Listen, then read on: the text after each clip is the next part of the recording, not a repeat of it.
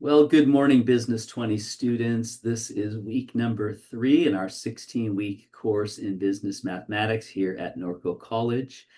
And this week we're going to be looking at chapter 7 on trade and cash discounts.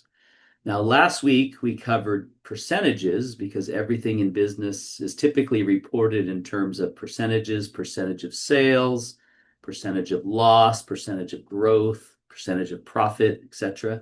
So we covered a little bit about that, learning how to convert decimals to percents, percents to decimals, and then to figure out either the base, the rate, or the portion or percent of a particular number or a particular amount of sales, etc. So those are all problems that were very relevant and simple when it came to figuring out percents. This week we move into something a little bit different. It's going to use the same formula, but rather than having the base and the portion and the rate, you're going to have your list price, your rate, and then your discount. And this is because we're going to be looking at trade discounts and cash discounts. Trade discounts are typically what you might get if you buy something at bulk, either from the manufacturer, or maybe you buy it from a wholesaler who also, or maybe you are a wholesaler that you're buying products from a manufacturer at a discounted rate. And so typically a manufacturer or a wholesaler will sell you items at a lower price so that you can then mark them up, which we'll be looking at next week, and make a profit. Because the idea of business is you need to be able to sell something for more than you paid for it, right? So that's what trade discounts are. They're kind of an incentive by manufacturers and wholesalers to have you buy their products and then resell them. So, or even if you use them in your business, if you buy in bulk, you might get a discount. So they'll give you these trade discounts. And so that's what you'll be figuring. And usually you have the list price, which is kind of the retail price. And then you have the percentage of discount they're going to give you. And then the percentage of that is basically going to be how much did they discount you? So you're going to be looking at, list price. Again, what was it retail for? What kind of discount they're going to give you percentage wise? How much of a discount is that? And then, of course, once you subtract the discount amount from the list price, that gives you your net price, much like when you get a paycheck. You have a gross income and a net income, and that net income is minus all of your, taxes and everything. So in the same way, you have a list price retail minus the discount. That gives you your net price, what you actually paid. And so that's what you'll be looking at with trade discounts. Cash discounts are similar. The only difference here is they'll give you a cash discount if you pay it off early. Typically, when you get something on a trade discount from a manufacturer or from a wholesaler, they'll give you credit terms right away. They'll send you the product and they'll say, pay us within 30 days or 90 days or whatever it might be. And so, but if you pay us in 15 days, we'll give you an additional discount. So I already got the trade discount.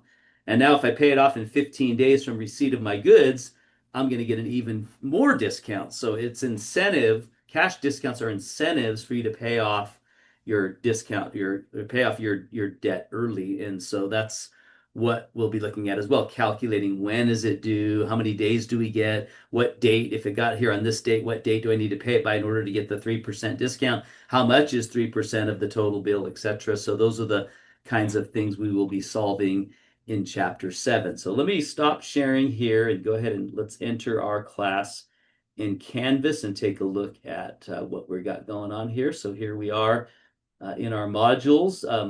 I had to redo this video because I had the modules labeled wrong. We had week 3.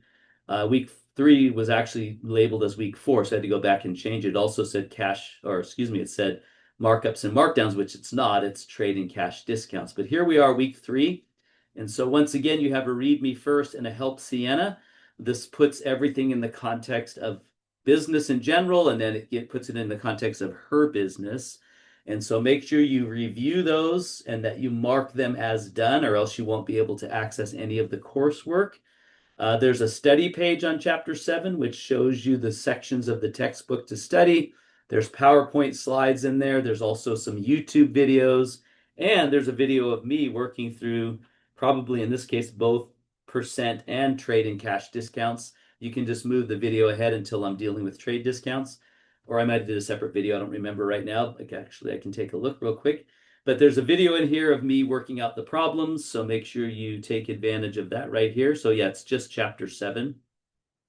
If you select that, the quality is not always the greatest, and I'm still working on updating those and captioning them better, but you definitely have access to that. And then there's the PowerPoint, and then here's some YouTube videos as well that'll help you kind of work through the concepts. Again, you need to mark that as done, the study page. So take advantage of those study pages. And then you have a formula sheet if that's helpful. It gives you the list price, net price formulas, etc., which are very similar to what we've been doing with percents. And then once you've done all that, you have your check-in assignment. Now, again, check-in assignments are a worksheet you download, you work out the problems, and then you go back in and start the quiz. It's in the format of a quiz, even though I call it your check-in, and it has drop-down menus. So once you've worked out the problems on paper, then you can use the drop-down menus to select your answers. It'll give you the correct answer when you're done, so you can see where you went wrong. And that's the check-in assignment. That's only open for 1 week. If you do not do it, I will not open it again because I want to make sure you're checking into the class every week. There's a quiz on Chapter 7.